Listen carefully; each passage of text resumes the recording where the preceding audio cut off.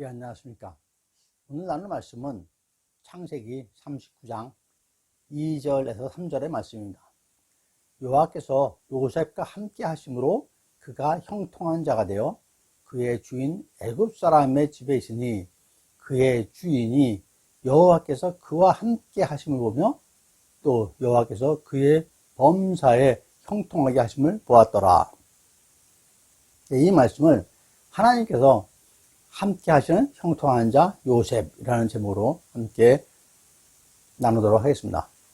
요셉은 그 야곱의 12아들 중에서 11번째 아들로 여러 아들 중에 가장 사랑받았는데, 왜냐하면 아버지인 야곱이 사랑하는 아내 라헬이 낳은 첫 아들이기도 하고 또 11번째로 노년에 낳은 아이이기도 합니다. 통상 막내가 사랑을 통찰이 하는데 막내 베냐민을 출산하면서 어머니는 산고로 죽었습니다. 게다가 창세기 39장 6절에서 요셉은 용모가 빼어나고 아름다웠다고 기록하고 있습니다. 그 예로 아버지 야곱이 요셉에게만 채색 옷을 입혀주니까 이 때문에 이복 형들의 마음을 사게 되고, 심지어 이복 형들의 부끄러운 잘못을 아버지한테 일르기도 합니다. 뿐만 아니라 자신이 꾼 꿈 얘기를 해가지고 형제들로부터 더욱 미움을 샀다고 성경에는 기록을 하고 있습니다. 요셉의 꿈은 두 가지가 있습니다. 창세기 37장 7절과 9절에 나와 있는데요.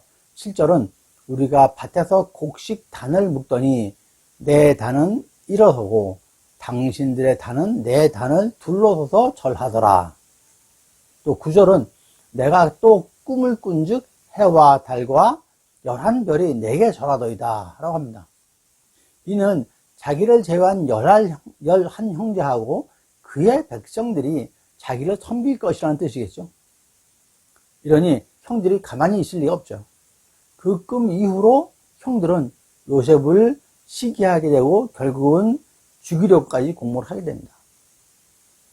어느 날 요셉은 형들이 양을 잘 보살피고 있는지 다녀오라는 그 아버지 야곱의 명을 받고 헤브론에서 세겜을 지나 도단까지 가서 형들을 만나게 되는데, 형들은 요때다 하고 기회가 왔다면서 동생 요셉을 죽이려고 하는 거죠.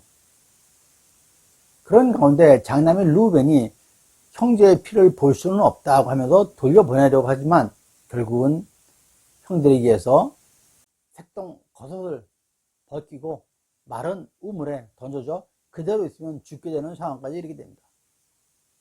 이때 형제 중에서 유다가 있었는데, 유다가 동생을 죽인 듯 못하랴 하면서 지나가는 이스마엘 그 사람들에게 은 20냥을 받고 팔게 됩니다. 이들은 다시 요셉을 애굽에서 그 친위대장 보디발에게 노예로 팔게 되는 거죠. 물론 형들은 집으로 돌아가서 아버지 야곱에게 요셉이 짐승한테 잡혀 먹인 것처럼 채색 옷에 피를 묻혀가지고 죽은 것으로 그 아버지를 속이게 됩니다. 야곱은 자식들에게 속게 된 거죠. 여러분, 야곱이 어릴 적에 형 에서에게 그 줄 축복을 받기 위해서 아버지 이삭을 그 속인 것을 기억하시나요? 이번에는 야곱이 자식들한테 속임을 당하게 되는 것이죠. 이처럼 요셉의 어린 시절은 아버지의 각별한 사랑을 받았지만 동시에 형들로부터 미움을 받아서 이방인에게 팔려가는 그런 고난을 당하게 됩니다. 이렇게 결국 요셉은 17 나이에 이집트 경호대장인 보디발에게 팔려가는 거죠. 그런데 여기서 중요한 하나님의 말씀이 있습니다. 창세기 39장 2절 말씀이죠. 여호와께서 요셉과 함께 하심으로 그가 형통한 자가 되어 그의 주인 애굽 사람의 집에 있으니 라고 하십니다. 요셉은 지금까지는 형들에게 미움을 사서 죽임을 당하기 직전에 노예로 팔리는 그런 인생인데, 하나님께서는 함께 하시고 형통한 자라고 하시는 것입니다. 이해가 되시겠습니까? 노예로 팔린 인생이 형통한 자라고 하시는 것이죠. 그럼 앞으로의 요셉의 그 인생이 잘 또 풀리나요? 그러면 요셉이 바로 노예에서 해방되었나요? 아니죠. 또 감옥에 가게 됩니다. 그런데 하나님께서는 함께 하시고 형통케 하신다라고 말씀을 하십니다. 여러분, 요셉은 지금까지의 고난의 길에도 불평 한마디 없었습니다. 성경에서 요셉의 그 원망, 불평 이런 말을 전혀 볼 수가 없습니다. 그럴 수 있을까요? 요셉의 인품을 들여다 보시기 바랍니다. 위에 그 2절과 3절에 이어서 4절에서 말씀이 요셉이 그의 주인에게 은혜를 입어 섬김에 하고 시작한다. 당장 요셉의 상황이 180도 바뀐 것도 아니죠. 하지만 노예의 상황에서도 주인이 노예에게 은혜를 베풀도록 역사하시는 하나님이신 것입니다. 그리고 다음 5절에는 여호와께서 요셉을 위하여 그 애굽 사람의 집에 복을 내심으로 라고 기록되어 있습니다. 여러분, 집에 들린 노예로 인해서 주인 집이 복을 받게 되는 것입니다. 요셉은 비록 노예의 신분이지만 집안일을 도맡은 가정 총무가 돼서 주인 집의 모든 재산을 주관하는, 관리하는 사람이 됩니다.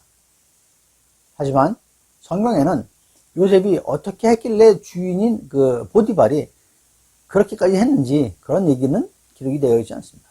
오직 그의 주인에게 은혜를 내려라고 기록하고 있습니다. 은혜가 무엇입니까? 물론 요셉이 열심히 하고 최선을 다해서 일을 했겠죠. 노예니까. 하지만 그것보다 더 중요한 것은 하나님께서 함께 하시고 하나님으로부터 은혜를 받아야 하는 것입니다. 우리가 어찌해야 합니까? 내가 열심히 최선을 다하면 그걸로 끝인가요? 아니죠. 하나님의 은혜를 구하셔야 합니다.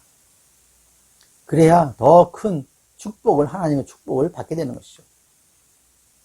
이번에는 노예에게 은혜를 베푼 주인 보디발의 집은 어찌 되었나요? 5절을 다시 읽어보겠습니다. 여호와께서 요셉을 위하여 그 애굽 사람의 집에 복을 내리심으로 여호와의 복이 그의 집과 밭에 있는 모든 소유에 미친지라 라고 기록하고 있습니다. 요셉이 축복의 통로가 돼서 주인 집에 여호와의 복이 임하게 되는 것이죠. 이러한 축복이 여러분의 가정에도 있기를 축원드립니다. 그런데 이렇게 은혜를 입어 잘 나가던 요셉에게 사탄의 장난이 있습니다. 보디발의 아내가 용모가 뼈나고 아름다운 노예인 요셉에게 반해서 욕정을 품고 남편이 집을 비운 사이에 나와 동침하자라고 하면서 요셉을 유혹을 하는 것입니다. 하지만 요셉은 그 같은 악을 행하며 하나님께 죄를 지을 수 없다고 거절하죠. 그런데도 안주인이 요셉의 옷자락을 붙잡고 함께 동침하자고 매달리기까지 합니다. 요셉은 옷이 벗겨지는 것도 아랑곳하지 않고 방 밖으로 달아나 버리죠. 이에 안주인은 요셉이 괘씸해서 요셉의 옷자락을 남편에게 보여주면서 요셉이 자신을 강간하려 했다고 모함하고 거짓 고발하는 거죠. 그래서 결국 요셉은 감옥에 갇히게 됩니다. 여기서 또한 주목할 말씀은 39장 21절에 여호와께서 요셉과 함께 하시고 그에게 인자를 더하사 간수장에게 은혜를 받게 하시며 라고 하십니다. 어떻습니까? 노예가 주인에게 은혜를 받고 죄수와 간수장으로부터 은혜를 받는 것입니다. 이어 23절에서는 이는 여호와께서 요셉과 함께 하심이라 여호와께서 그를 범사에 형통하게 하셨더라 라고 기록하고 있습니다. 함께 하시고 형통하게 하신다는 말씀을 두 번씩이나 하시는 거죠. 형통이 무엇입니까? 모든 일이 뜻한 바와 같이 잘 되는 것으로 그 세상적인 뜻이 아니라 하나님의 뜻을 이야기합니다. 하나님의 뜻대로 이루어져 가고 있는 것이죠. 악한 사람이 사탄이 장난을 치더라도 하나님께서 뜻을 이루어 가시는 것이 형통한 것입니다. 이렇게 옥에 갇히게 된 요셉은 옥중에서 두 관원장의 꿈 해몽을 해주게 됩니다. 이로 인해서 두 사람이 복직한 후에 바로 왕의 꿈을 해방해주는 기회를 요셉이 갖게 됩니다. 요셉은 바로 왕의 꿈을 해석하고 7년 동안의 대흉년과 7년 동안의 그 대풍년이 있을 거라고 얘기해 줍니다. 그러니 지혜로운 사람에게 이집트를 맡기고 애굽을 맡기고 풍년 7년 동안 이집트 땅 수확의 그 5분의 1을 저축하라고 바로 왕에게 조언을 하게 됩니다. 그래서 바로 왕은 요셉의 지혜와 명철에 인장 반지를 빼서 요셉한테 끼워줍니다. 그래서 요셉을 2인자인 애굽의 총리로 앉히죠. 요셉의 이 놀라운 지혜와 명철은 어디서 나온 것일까요? 요셉이 모세처럼 애굽의 그 학문을 공부하지도 않았고 다니엘처럼 갈대아 문학을 배우지도 않았습니다. 요셉의 지혜는 배워서 얻은 게 아닙니다. 하나님께로부터 받은 것입니다. 역경의 연속 속에서도 성실하고 신실함을 잃지 않은 이 청년을 하나님께서는 기쁘게 사용하시는 것이죠. 인간이 자기 힘으로 배워서 얻을 수 있는 지식이 얼마나 있겠습니까? 한계가 있죠. 그러나 하나님께서 주시는 지혜는 무한합니다. 인생의 고비고비마다 여러분이 배운 세상 지식으로 모든 걸 바르게 판단할 수 있다고 생각하지 마십시오. 그건 착각입니다. 하나님께서 지혜를 주셔야 합니다. 하나님께로부터 지혜를 얻을 수 있도록 늘 깨어 기도하는 신실하고 성실한 하나님이 백성이 되시기를 축원드립니다. 자, 7년 동안의 대흉년 동안 이집트는 저축해둔 엄청난 물량의 곡식으로 기근을 모면할 수 있지만 그 다른 지방에 있는 사람들은 굶주림에 시달려야겠죠. 그 때문에 다른 나라 사람들이 애굽으로 와서 곡식을 사게 되는데 가나안 역시 기근을 피할 수 없어 야곱은 요셉의 아버지죠. 야곱은 자식들에게 애굽으로 가서 곡물을 사오도록 합니다. 이때 야곱은 막내 아들인 베냐민만 남기고 다른 형제들을 보내게 됩니다. 베냐민이 요셉의 동생, 친동생입니다. 이는 야곱이 사랑했던 아내인 라헬이 두 아들 중 요셉은 이미 변을 당해서 죽은 걸로 알고 있죠. 아버지는. 동생인 베냐민은 그러면 안 된다고 생각을 했기 때문에 베냐민만은 자기 옆에 놔두고 나머지 형들을 보내려고 했던 것이죠. 결국 요셉의 그 형들은 애굽으로 와서 총리인 요셉에게 얼굴을 땅에 대고 절을 하게 되는 거죠. 이 장면은 과거에 요셉이 꿨던 꿈이 현실화가 된 것이죠. 요셉은 형들을 알아보았지만 형들은 애굽의 총리가 된 요셉을 알아보지 못하죠. 노예로 팔았으니까. 어떻게 감히 총리라고 생각을 했겠습니까? 하지만 요셉은 정체를 밝히지 않고 형들에게 술책을 써가지고 동생인 베냐민을 데려오도록 합니다. 요셉이 처음에는 10명 중 1명만 돌아가서 동생 베냐민을 데리고 오라고 합니다. 그러면 너희들을 믿겠다고. 그러면서 일단 오게 가두죠. 그런데 사흘 후에 요셉이 반대로 1명만 오게 가두고 나머지 형제는 모두 곡식을 가지고 집에 다녀오라고 합니다. 가서 굶주림을 해결하라고. 막내인 그리고 베냐민을 데려오라고. 여기서 요셉이 마음을 바꾼 배경을 나는 하나님을 경외하노라 라고 하면서 마음을 바꿨습니다. 하나님을 두려워하는 자, 하나님의 사랑과 긍휼을 베푸는 자라는 뜻이죠. 요셉이 야곱의 차남인 시므온을 지목해서 옥에 가두고 다른 형제들은 곡물을 갖고 고향으로 돌아가게 합니다. 돌아간 형제들은 아버지 야곱에게 돌아가서 자초지종을 다 얘기를 해주겠죠. 그리고 베냐민을 데려가겠나라고 아버지한테 얘기합니다.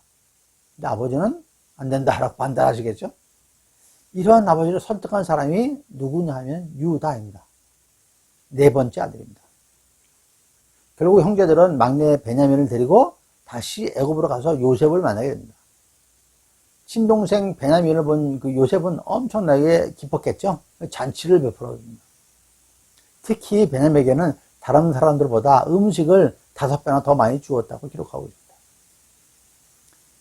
그래도 이들을 보낼 수밖에 없겠죠. 하지만 요셉은 다른 형제는 몰라도 친동생인 베냐민은 자기가 데리고 있고 싶은 마음이 굴뚝 같았던 거죠. 이에 요셉이 또 술책을 씁니다. 형제들에게 양식과 돈을 각각 자루에 다 넣어주는데 베냐민의 자루에는 요셉의 은잔을 함께 넣게 합니다. 그래서 베냐민을 도둑으로 몰아가지고 애굽에 남게 하는 술책을 씁니다. 그런 상황에 유다가 자신을 애굽의 노예로 잡아두고 베냐민을 보내달라고 또 간청을 합니다. 왜냐하면 베냐민을 데려올 때 아버지를 설득한 사람이 유다였죠. 자신이 책임을 지고 베냐민을 다시 데려오겠다고 아버지한테 약속을 했기 때문이죠. 이어서 44장 17절에서 요셉이 이르되 내가 결코 그리하지 아니하리라. 자니 그 손에서 발견된 자만 내 종이 되고 너희는 평안히 너희 아버지께 도로 올라갈 것이니라 라고 합니다. 이번에는 유다가 요셉을 설득을 해야 됩니다. 유다는 아버지의 생명과 베냐민의 생명이 서로 하나로 묶여 있어서 베냐민이 돌아가지 않으면 아버지는 죽을 것이라고 그렇게 얘기를 합니다. 요셉을 설득하고 간청을 하는 거죠. 베냐민을 보내고 대신 자기가 있겠다고. 이러한 아버지와 유다 그리고 베냐민의 정에 감복해가지고 결국 요셉은 자신의 신분을 밝힙니다. 45장 4절하고 15절에 나와 있는 말씀인데요. 나는 당신들의 아우 요셉이니 당신들이 애굽에 판 자라. 당신들이 나를 이곳에 팔았다고 해서 근심하지 마소서. 한탄하지 마소서. 하나님이 생명을 구원하시라고 나를 당신들보다 먼저 보내셨나이다 하는 것입니다. 이어 8절에서도 그런즉 나를 이리로 보낸 이는 당신들이 아니요 하나님이시라. 하나님이 나를 바로에게 아버지로 삼으시고 그 온 집의 주로 삼으시며 애굽 온 땅의 통치자로 삼으셨나이다 라고 얘기하는 겁니다. 형들이 얼마나 놀랐겠습니까? 죽이려고 팔아버린 그 동생이 애굽의 총리가 되어 있으니까. 여러분, 요셉의 이 말을 어떻게 생각하십니까? 자신이 형들에 의해서 죽을 뻔하다가 결국 노예로 팔리고 감옥에도 갔었는데 그런 것들이 하나님의 계획이었으니 형들을 원망하지 않는다고 얘기하고 있습니다. 요셉의 인품을 보십시오. 하나님께서 함께 하시는 자, 하나님이 형통하게 하는 자의 인품이 있는 것입니다. 총리인 요셉의 형제들이 왔다는 얘기를 듣고 이제 바로 왕은 형들에게 양식을 주고 가나안 고향 땅으로 가서 가족들을 데리고 애굽으로 돌아오라고 얘기를 해줍니다. 그리고 다 오면 그들에게 좋은 땅을 주겠다라고 했습니다. 이렇게 해서 야곱은 모든 가족을 데리고 애굽 땅으로 옮겨옵니다. 바로 왕으로부터 애굽의 고센 땅의 그 람셋에서 거주하기를 허락받아가지고 거기서 생업을 하고 번성을 하게 되죠. 고센 땅은 애굽의 북쪽에 위치하고 나일강 하류 삼각주지대 동북지역으로 이 또한 요셉의 지혜가 담겨 있습니다. 고센 땅을 택한 이유, 언젠가는 다시 가나안으로 돌아갈까고 믿고 있는 거죠. 그래서 애굽 땅 중에서 풍족하고 또 가나안하고도 가까운 땅, 거기가 고센 땅이었던 것입니다. 람셋이었던 것입니다. 이들은 430년간 그 땅에 살다가 애굽 땅을 떠나게 됩니다. 출애굽하게 되는 거죠. 그렇게 해서 이제 그 아브라함, 이삭, 야곱, 요셉에 이어지는 그 족장과 요셉 얘기가 마치게 됩니다. 그리고 이제 애굽 땅에서 출애굽하는 출애굽기로 넘어갑니다. 네, 말씀을 마치기 전에 그 유다에 대한 얘기를 잠깐 하도록 하겠습니다. 아까 잠시 잠깐 유다 얘기를 드렸는데요. 지금 말씀드린 유다는 신약 성경에서 예수님을 은삼시에 판 그 가룟 유다가 아니라 야곱의 넷째 아들 유다입니다. 먼저 요셉의 아버지, 12 아들의 아버지인 그 야곱이 죽기 전에 12 아들들에게 각각 예언적인 축복의 얘기를 해줍니다. 이것은 창세기의 마지막 장이 50장인데요. 그 앞에 49장에 나와 있습니다. 아버지 야곱은 유다에게 이런 얘기를 합니다. 8절부터 12절까지 나와 있습니다. 8절에서 너는 내 형제의 찬송이 될지라. 내 손이 내 원수의 목을 잡을 것이요 내 아버지의 아들들이 내 앞에서 절하리로다 라고 얘기합니다. 유다라는 뜻이 찬송이라는 뜻입니다. 즉 유다의 형제들인 11족속이 유다를 찬송 찬양한다는 얘기입니다. 그들이 유다에게 절한다고 합니다. 유다가 원수의 목을 잡을 것이라고 합니다. 즉 사탄을 물리칠 것이라고 말씀을 해 주시죠. 10절에서는 규가 유다를 떠나지 아니하며 통치자의 지팡이가 그 발 아래에서 떠나지 아니하기를 실로가 오시기까지 이르르니 그에게 모든 백성이 복종하리라 라고 말씀을 하십니다. 여기서 규는 왕권, 통치권을 의미합니다. 즉 하나님의 통치가 떠나지 않는다고 하는 것이죠. 또한 이것이 실로가 오시기까지 이르고 실로에게 모든 백성이 복종한다고 하십니다. 실로에 대해서는 학자들이 다양한 의견을 갖고 있습니다. 어느 날 지역, 실로라는 지역 이름이기도 하고요. 그 실로의 의미가 쉼, 안식처, 쉼을 주는 사람 뭐 이런 뜻을 갖고 있습니다. 그런 쉘라에서 파송된 건데요. 그래서 메시아의 의미가 있다고 얘기를 하고 있는 학자도 있습니다. 즉, 그 귀절들과 연관해서 생각을 하면은 하나님의 통치와 예수 그리스도의 오심을 예언하는 것이죠. 즉, 유다의 계보가 12아들, 12지파 중에서 또 유다의 계보가 예수님으로 이어지는 것을 얘기를 하고 있는 겁니다. 실제로 유다의 계보는 다윗 쭉 이어져 가지고 예수님의 탄생의 계보로 이어집니다. 유다는 야곱의 넷째 아들이고 어머니가 레아입니다. 지난 시간에 야곱이 인간적으로 사랑한 여자는 동생 라헬이라고 말씀드렸습니다. 라헬을 통해서 요셉과 베냐민이 나왔죠. 라헬의 언니 레아를 통해서 누가 나오냐? 유다가 나온 것입니다. 넷째 아들이 출생했죠. 야곱의 생각과 하나님의 계획, 생각은 다르다고 말씀을 드렸습니다. 창세기는 총 50장입니다. 창세기 총 50장 중에서 그 중에 요셉이 이야기가 37장부터 나옵니다. 50장까지. 14장에 걸쳐서 길게 나옵니다. 비중 있게 요셉이 얘기를 하십니다. 근데 시작된 37장 다음에 38장에서 무슨 얘기가 나오냐면 38장은 유다 얘기가 나옵니다. 유다와 며느리 다말에 대한 얘기가 나오죠. 하나님께서 당신의 계획대로 계보를 이어가시는 것을 저희들은 알 수가 있습니다. 또한 요셉의 이야기 중에 요셉의 동생인 베냐민을 데려오라고 아버지를 설득하고 또 후에 베냐민을 애굽에 잡아주겠다는 요셉을 설득한 사람이 유다라고 말씀을 드렸습니다. 무엇보다도 형제들이 요셉을 구덩이에 던져 죽이려고 할 때에 동생을 죽이지 말고 노예로 팔자라고 제안한 사람이 유다입니다. 즉 유다에 의해서 요셉이 죽지 않게 되었고 애굽 땅으로 팔려가가지고 총리까지 올라갔습니다. 결국은 그래서 야곱의 일가족을 구원하고 이스라엘을 구한 것입니다. 나중에 요셉은 이 모든 것을 행하심이 하나님이시라고 고백을 하죠. 부연해서 좀 말씀을 드리면 유다의 어머니 레아는 죽은 후에 아브라함, 사라, 이삭, 리브가와 같은 땅, 마물레 앞 막벨라 그 밭에 묻혔습니다. 그런데 야곱이 사랑한 그 라헬은 그 땅에 묻히지 못하고 베들레헴 길에서 장사가 되었습니다. 베냐민을 낳고 마지막 막내인 베냐민을 낳고 산고로 죽게 되죠. 그래서 베냐민 길에서 그냥 장사되었습니다.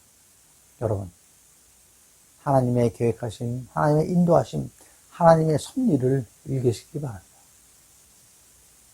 오늘 그 유다와 요셉에 대해서 말씀을 드렸습니다. 요셉이 야곱의 총리가 된 나이가 30살로 추정하고 있습니다. 그리고 39에 아버지 야곱을 다시 만나고 110세에 죽은 것으로 기록하고 있습니다. 요셉이 총리가 되기 전까지 엄청나게 많은 험난한 삶을 살았죠. 하지만 요셉은 이것을 하나님의 구원 계획에 따른 인도하심이라고 고백을 하고 있습니다.